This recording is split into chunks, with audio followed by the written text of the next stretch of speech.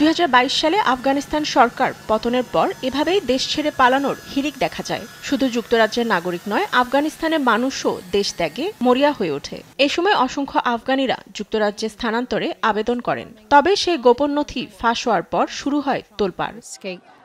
তালেবান সরকার ক্ষমতায় আসার পর হুমকির মুখে পড়ে অসংখ্য মানুষ।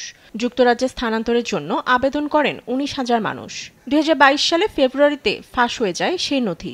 জানা যায় একজন ব্রিটিশ কর্মকর্তা ভুলে এমনটি ঘটে। সেই তথ্য 2023-এর আগস্টে ফেসবুকে ছড়িয়ে পড়লে নজরে আসে পূর্ববর্তী সরকারের। এরপরই নথি প্রকাশে নিষেধাজ্ঞা জারি করেন সরকার। আবেদনের তালিকায় অন্তর্ভুক্ত আছে 600 আফগান সেনা, সামরিক ও সরকারি কর্মকর্তা সহ একাধিক মন্ত্রী।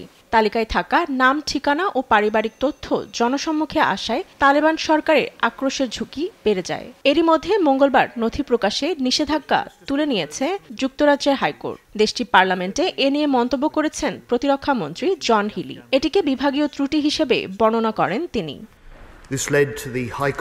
এটি একটি গুরুতর ঘটনা। 3 বছর আগের সরকারের সময় ঘটলেও এই ঘটনায় ক্ষতিগ্রস্ত সকল ব্যক্তিদের কাছে ব্রিটিশ সরকারের পক্ষ থেকে ক্ষমা প্রার্থনা করছি।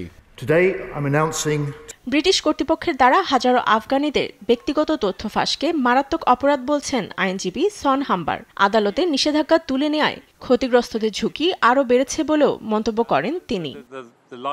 ফাতেমা তাসনিম, নিউজ ডেস্ক, দেশ টিভি।